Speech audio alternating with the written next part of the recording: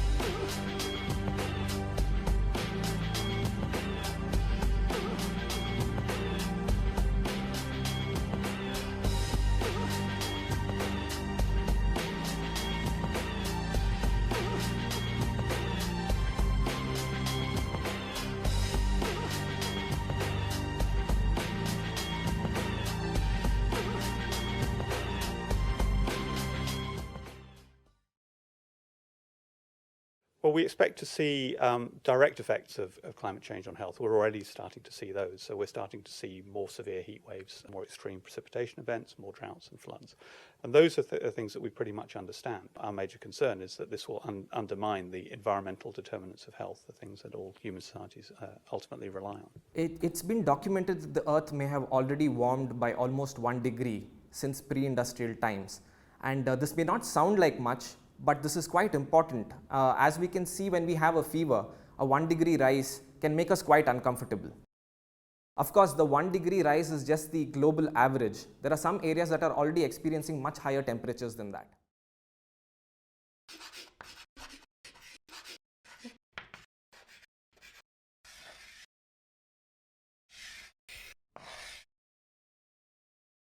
Globally, the number of weather natural disasters has more than tripled since the 1960s, and every year these disasters result in over 60,000 deaths. As the Earth warms, air holds more moisture, and that increased vapor in the atmosphere, combined with low pressure, can result in more severe storms. Floods are also increasing in frequency and intensity, and that will continue through the coming century. Flooding contaminates freshwater supplies. It can heighten the risk of waterborne diseases, and it can create breeding grounds for disease-carrying insects, such as mosquitoes.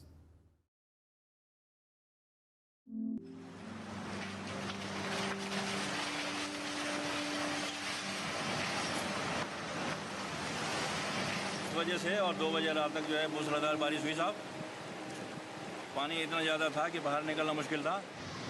ये जून के बाद जो भारी तबाही जो उत्तराखंड में हुई उसके बाद लगातार जो हर दिन बारिश होती है और हर जगह कहीं न कहीं बादल फटे आज की बार बहुत अन्याय हुई।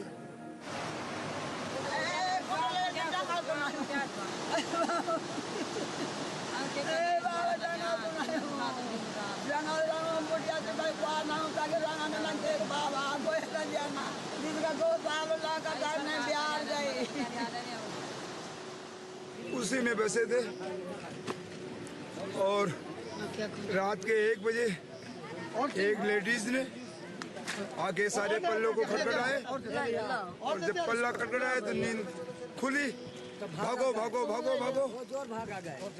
उसके बाद में हम लोग भागे और कूद पड़े और सारे पैसे कौड़ी सब हम लोग पे निर्वस्त है। ये खत्म हो गया। गाँव सबको बगी करे 2-4 रहे हम हार या खाए पोटदार पूर्व गाँव आयो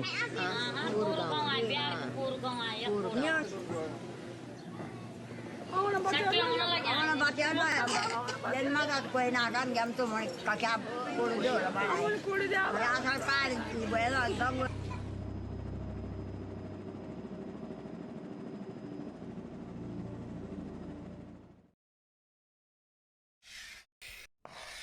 Extreme air temperatures can lead to a range of health effects, which can range from heat exhaustion to heat stroke, and it primarily causes death due to cardiovascular compromise. The 2003 heat wave in Western Europe caused 70,000 deaths, in excess of what would normally have been expected in August. And this was mainly in the elderly. The elderly are the most vulnerable group. Now, that was a temperature of a couple of degrees above average in some of the richest countries in the world, with fully functioning national health systems. In a period of 6 weeks from late July to the end of August, over 15,000 people were killed in France by heat exhaustion, dehydration, and heat stroke. Most of the dead were elderly, left to perish in a city deserted for the annual August holiday. On one day alone, a day that's now known as Black Monday, 3,000 Parisians died.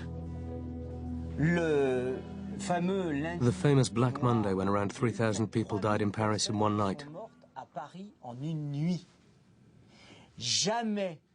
Never during the Second World War did so many people die in one night in Paris, even during the bombings. We were dealing with things on such a scale. Paris had never had that many victims in one go. Dr. Patrick Perlou was on the front line of the crisis. His hospital was overwhelmed as more and more of the dead and dying arrived. The morgues were soon full. There were so many bodies, a refrigerated warehouse at the edge of the city had to be used as a temporary morgue. What you see over there are the zinc roofs of Paris. People were baking in there. The police were opening doors only to find corpses behind them.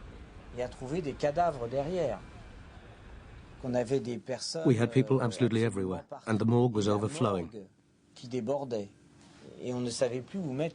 They no longer had anywhere to put the bodies. We had to open up the Halles de Rungis to stock the bodies there. That was absolutely appalling.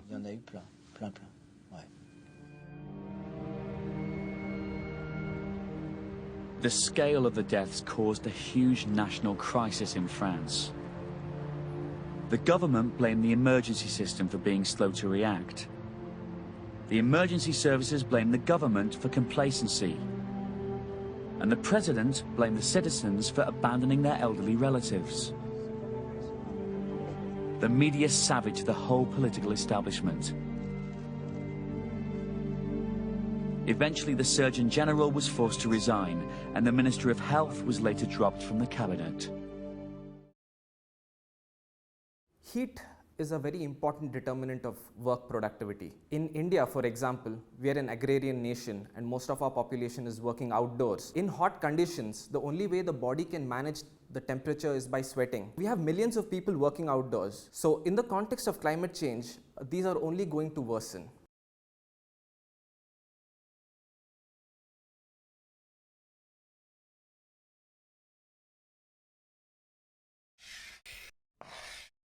Drought is already fairly common in many developing countries. The main challenges in the context of drought is water scarcity, and because of water scarcity, families might use sources of water which are not safe, and this might increase diarrheal diseases by a great number. Traditionally rain every April and March in some places. Every August we get rain. Every December we get short rains, but nowadays there is not that formula. You will only manage to get showers possibly 2 years. After 2 years, showers, not rain. This lake water to us means everything. There's no fish nowadays, let me tell you. The fish need deep water, so that's where we go and get fish.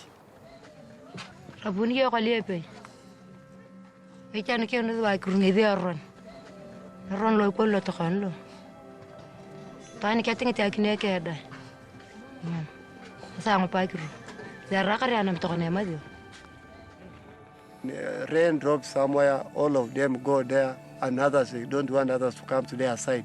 So they kill each other because of grass and water. Aria kasko tuloko achakaring pute kayananam. Tonya urabo emambore yeni. Zani olosi umbe darte tani kama. Kabela nyuromana tene pute akitengwana ka. Umbe yetani lokamate. Pup tar robaje. Kon roba kitukeni aria jili akoro. Ngide tortoken ngidana. Kadema to kona ibarenge are ngibaren. Ibarenge are. Ni yene atamarikani ke yene adodi akiru. Akiru. Roba kita yara itunguna ni pe ni gongit. Ni gongit. Au mer ngutunga lukwala. Lukwala. Au mer anan. Ane mama ruto kisikalo ankwali aruto kola anamitene ani kolonga ye. In the case of the lake, I blame the Ethiopian government for blocking the Omo River. For the rain, possibly we will blame the Western world, because I think the impact of their factories which have contributed to the climate change. They want to say, it will never end like a lake. That is what our people usually say. Yani, when you want to say this thing cannot finish, it's just like Lake Turkana. But the way the lake is moving, I think that idiom will lose meaning.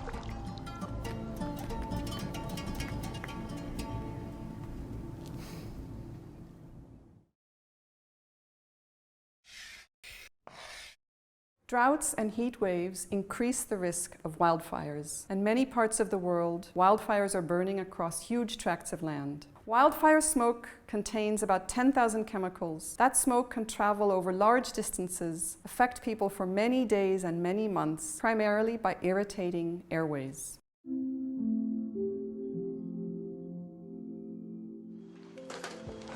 Forget it. It's time to go. Forget it, bro. It's time to leave. Yeah. It's too hot, it's too smoky, get out, man. I'm not sure where the front is now, but we're trying to make sure that everyone's safe in Winmalee. Over the last couple of weeks, it's been extremely hot in Sydney for this time of the year, and that creates the right ingredients for catastrophic bushfires. New South Wales has suffered the worst bushfire disaster in a decade. House after house burning out of control. House after house destroyed. My house is fine. My kids are in at the school and we don't know, no one can seem to tell us where they are. There's belief that they're at Winmalee Shopping Centre, but no one can tell me. Not there. There's no roll call. I need to know and no one's giving me answers. Within the emergency services, I think that people are acutely aware that something quite significant is happening. The frequency and the magnitude of the extreme weather events has increased dramatically. Australia's just come through the hottest 12-month period that it's ever had on record. The most striking feature of that was the angry summer, the 3-month period from December 2012 through February 2013. It was remarkable for the number of extreme weather-related records that were set. You only need to talk to firefighters and they'll all tell you that things are very different for them than they were 10 years ago. We are warming the climate, heating the atmosphere, heating the ocean.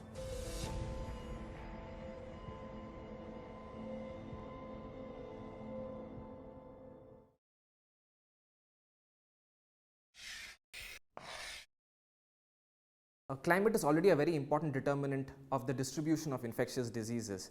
For example, mosquitoes are primarily found in tropical countries because they prefer warmer and more humid climate.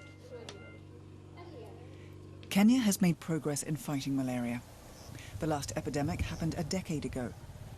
There are still 1,000 new cases of malaria each month, but the disease is usually treatable. However, climate change is exacerbating the problem. Malaria is spreading to Kenya's highlands. Here, health workers offer advice and preventative drugs. Even at elevations of more than 2,000 meters, the nights have grown warm enough for mosquitoes to breed freely. Mosquito nets have become a must.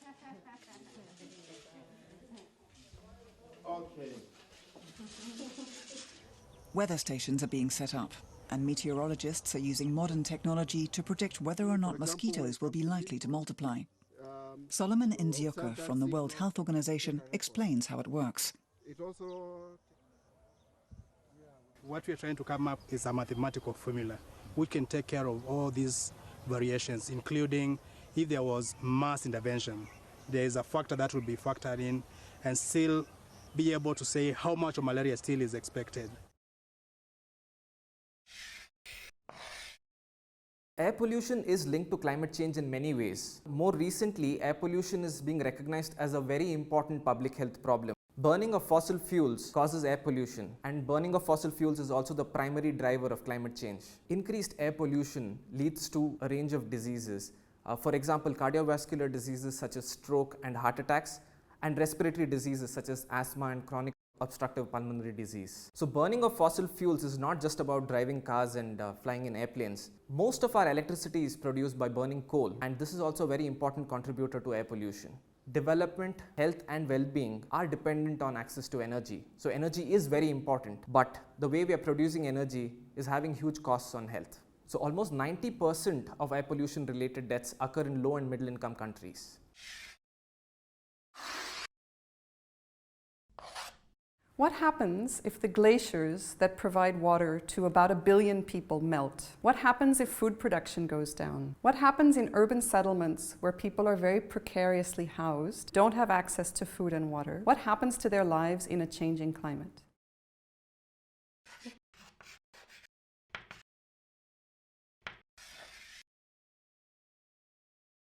More than half of the world's population lives within 60 kilometers of the coastline. People may be forced to move, and that in turn heightens a range of other health effects based on displacement or communicable disease.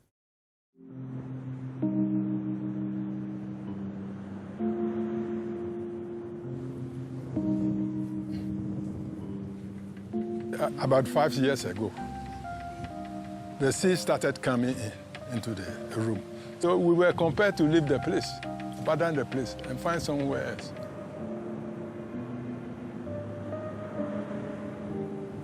It's a bedroom to my wife. This is my own room.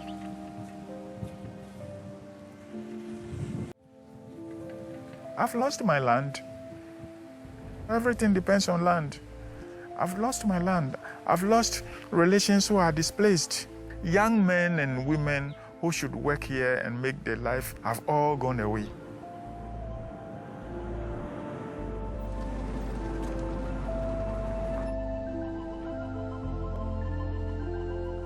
We're experiencing erosion as much as between 4 and 8 meters per year. We used to have structures along the entire coast of our dam. Majority of these structures are now under the ocean. So erosion is massive. Now, global warming as a result of climate change is the main cause of the sea level rise we are experiencing.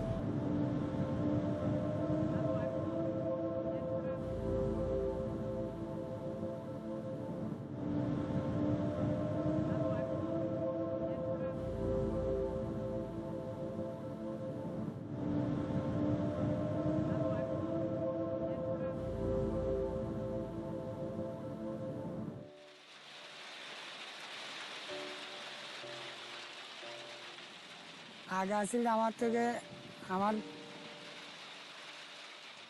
সব চলে গেছে সাগরে এখন মানে বেরিবাদের উপরে I ওই দুধদাঙ্গা করি মাছ টাছ ধরিয়া খাওয়া দাওয়া করি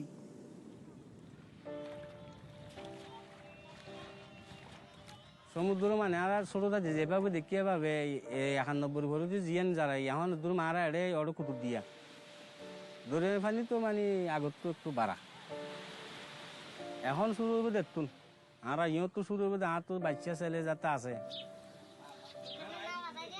সাইজটা হচ্ছে যে এটা স্থানীয় জানা যায় এক সময় এটা 54 স্কয়ার কিলোমিটার ছিল আমরা বিভিন্ন তথ্য দেখি এটা এখন মাত্র 27 বর্গ কিলোমিটার প্রতিনিয়ত মাইগ্রেশন হচ্ছে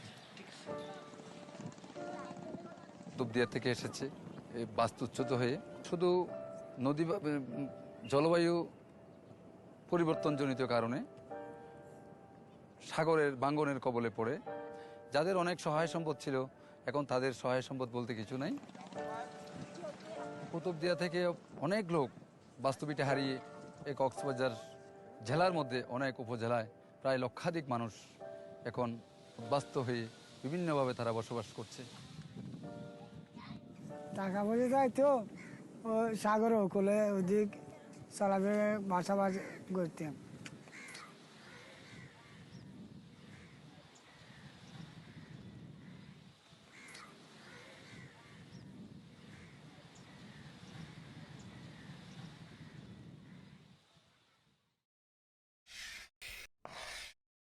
Malnutrition is already a very huge problem, especially in developing countries, where many areas have over 50% children who are malnourished and stunted.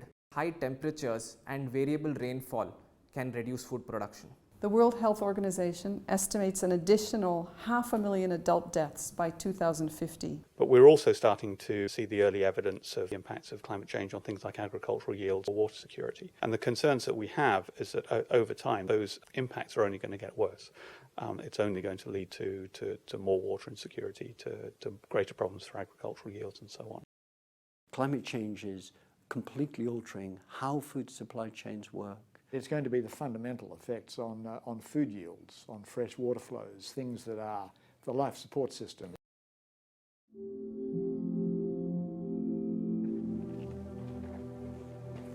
La tierra está seca, que no hay humedad para la planta, porque hubo poca lluvia. Siempre nosotros hemos vivido del campo, siempre nos hemos mantenido de lo que cosechamos, de ahí sacamos para comprar los demás alimentos. Antes yo cosechaba 3, 4, 5, 6 toneladas de maíz y frijol, y ahora como ya nada, no llueve. Por toda la sequía que se nos ha venido desde años con año, ya tenemos bastantes años. Desgraciadamente, así estamos. Cuando no hay cosecha, pues tenemos que salir fuera a buscar la manera de cómo vivir. Por ejemplo, aquí en nuestra comunidad, ahorita vemos un monto de 1,600 habitantes. Estamos hablando ya de unos 2 años y medio para atrás, habíamos como unos 4,800 habitantes y toda esa gente nos está yendo de aquí. Por cuestión de lo que dicen los científicos, de que hay un cambio, que hay todo, pues no hay necesidad de que lo veamos allá de los científicos, que nos digan. Lo estamos viendo personalmente aquí, que no nos llueve. Pues yo al ver mío, yo lo miro que al paso de que vamos, yo creo que vamos a llegar a un pueblo fantasma.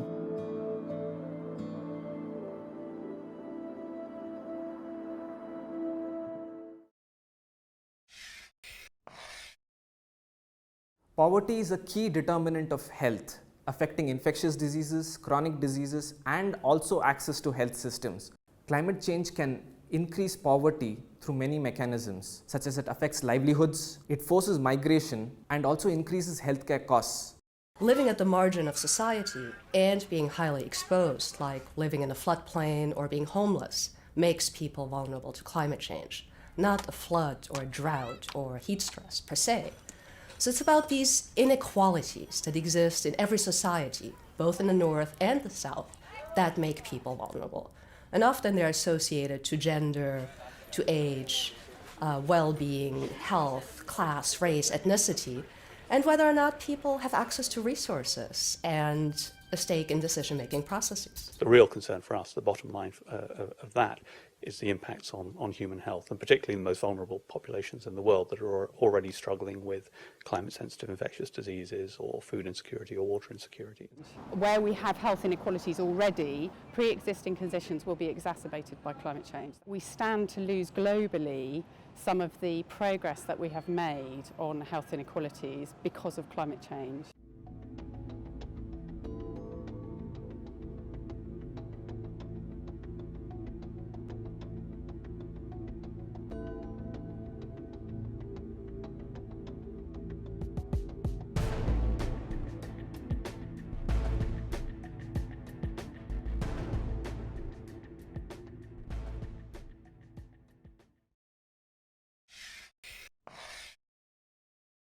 Policy failure on climate change is going to put enormous pressure on both the military and the health communities, because in effect they'll be our first responders to the consequences of failing to address climate change. Anybody who thinks that a world that's 2 or 4 degrees hotter will be healthy or secure is kidding themselves. They haven't actually understood what climate change means. The biggest indirect effect of climate change on health is social change, which includes migration and conflict.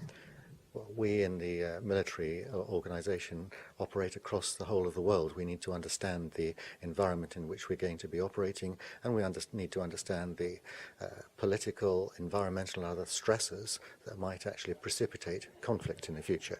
It's not that climate change in itself is likely to start a conflict, but the impact of the second and third order consequences. When people lose their land, their livelihood, what do they do? Do they migrate? Do they migrate within a country, between countries? Is it organized, or is it chaos? Does it cause tension? Or if they have no livelihood, do they find something which is legal, or are they vulnerable to recruiting into organised crime or even terrorism? So soldiers and the Ministry of Defence, those sorts of people who begin to talk more openly about the threat that climate change poses to security and the wars that are already happening around the world, the conflicts that will happen due to water shortage, fuel shortage, food, land shortages, displaced people, refugees, those sort of issues that are increasingly already with us and are going to become a much greater problem over the next 10, 15 years. There's a band that runs around the world, centred on the equator, where there's already problems with health, food shortages, water shortages, demographic challenges, and we've seen conflict there in the past. Conflict is partly due to the result of the governments in those countries not necessarily having the capacity and resilience to deal with it. Climate change is going to have its greatest effect. It's also where the world's trade routes run. We're a globalised society. We're all dependent on trade of some form or other, imports, exports, and in particular for us in Europe, energy, but also food and other goods coming from the Middle East and further afield. Same for China, 75% of their oil goes through the Malacca Straits. So we've got a global problem which is potentially going to threaten global stability. And so when you add those things up of disease, economic collapse, plague, pestilence, famine, starvation, you end up with mass migration. And if you get mass migration into resource-poor areas, you get conflicts and you get wars. And I come back to the fact that health has always been driven worldwide by poverty and war.